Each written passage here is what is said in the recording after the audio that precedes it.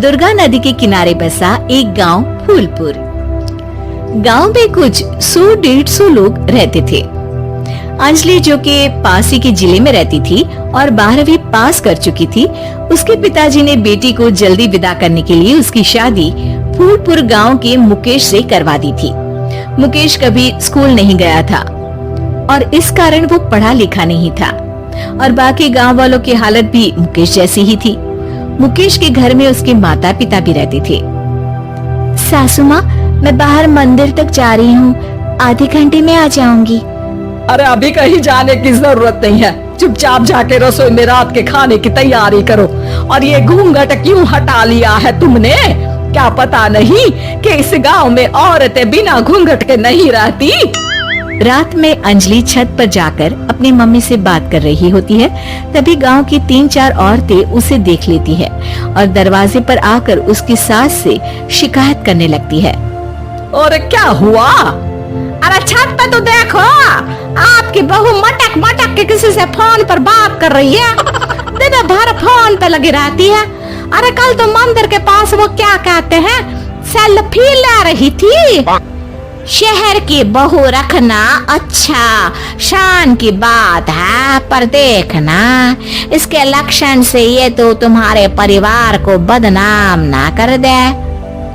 ये पहली बार नहीं था जब सास से गांव के लोगों ने अंजलि की बुराई या शिकायत नहीं की हो। अब तो ये रोज की बात थी। अंजलि ये सब सुन लेती है। जब वो नीचे जाती है तो मुकेश भी वहाँ आ जाता है। सास कहती है, बेटा, लोग घर आकर शिकायत करने लगे हैं बहू के कामों की। देख लो, पति हो, संयम से रखो इसे। माँ जी, मैं तो अपनी माँ से बात कर रही थी क्योंकि यहाँ कोई बात करने लायक ही नहीं है और अब मैं माँ के पास ही रहूंगी। वहाँ क्या रहना, वहाँ बाहर के लोग तो ठीक है पर घर के लोग भी इज्जत ना दे सके। अरे नहीं नहीं अंजलि, ऐसा नहीं है, धीरे धीरे सब ठीक हो जाएगा, तुम फिक्र ना करो। अरे बस कुछ बोलना ही नहीं है, सर पे चढ़ा रखा है बहू को। सास मुकेश की नरम बात सुन के वहाँ से मुंह चढ़ाकर चली जाती है। मैं तो कहती हूँ हम दोनों शहर चले जाते हैं। मैं पढ़ी लिखी हूँ, मुझे वहाँ नौकरी भी मिल जाएगी और थोड़े दिनों में आप भी वहाँ कुछ काम ढूंढ लेना। अरे नहीं नहीं अंजलि, हम यहाँ ना गांव का खेत, माँ पिताजी को छोड़कर शहर नहीं जा सकते। माँ पिताजी को कैसा लगेगा और गांव वाले क्या सोचेंगे? ये कहकर मुकेश सोने चला जाता है और अंजलि की गांव वालों द्वारा बुराई का सिलसिला बहुत दिनों तक चलता ही रहता है। लेकिन अंजलि गुस्सा ना दिखाते हुए समझदारी से काम लेती है। बारिश का मौसम चालू हो जाता है। जोरदार बारिश से पूरे गांव में हाहाकार मच जाता है।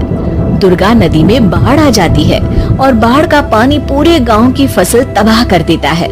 फसल की ये हालत देखकर गांव वाले निराश हो जाते हैं और बात तो यहाँ तक पहुँच जाती है कि कुछ लोग तो अंजलि को इस सब का दोषी ठहरा देते हैं। अरे पूरी फसल तबाह हो गई, पता नहीं किसकी नजर लग गई है। अरे जब से चौधरी परिवार में ये शहर की बहू आई है ना, तब से ही गांव की शांति चली गई है। इसके कर्म कांड से माँ दुर्गा नदी भी खुश नहीं है। ये सब सुनकर बेचारी अंजलि रोते हुए अपने घर चली जाती है।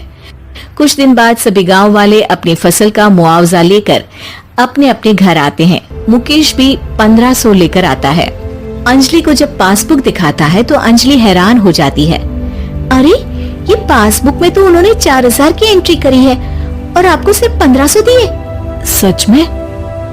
अरे वो सरकारी अफसर आपको बेवकूफ बना रहे हैं। सरकार की तरफ से हमें 4000 मिले हैं, लेकिन बाकी का सारा पैसा खुद ही खा रहे हैं। आप लोग के अनपढ़ होने का फायदा उठा रहे हैं। ये सब सुनकर मुकेश परेशान हो जाता है, लेकिन अंजलि उसे हिम्मत से काम लेने को कहती है और सुबह होते ही मुकेश को पंचायत कार्यालय ले जाती है और साथ में गांव के और लोगों को भी।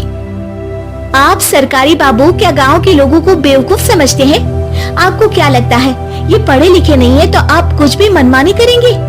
ये बेचारे दिन रात इतनी मेहनत करते हैं, ये हमारे अन्नदाता हैं और आप इनके साथ ऐसा धोखा करते हैं। अरे क्या बके जा रही है ये लड़की? किस धोखे की बात कर रही है? अपने कांड करके नदी माँ को नाराज करके हमारा नुकसान करके इसे चैन नहीं मिला क्या? सरपंच जी, इन सरकारी बाबू ने मुझे बेवकूफ बनाया है और मेरे हिस्से के पैसे खुद चट कर गए। बस ये सुनते ही सरपंच वहाँ से दुम दबाकर भाग जाता है। पता चलता है कि जनपद अधिकारियों ने गांव के सरपंच के साथ मिलकर सबके साथ धोखा किया है। सब लोगों का विरोध शुरू हो जाता है और आखिर में अधिकारी सब गांव वालों के हिस्सों के बचे हुए पैसे उन्हें लौटा देते हैं और कई दिन तक सरपंच गांव में लौटता ही नहीं।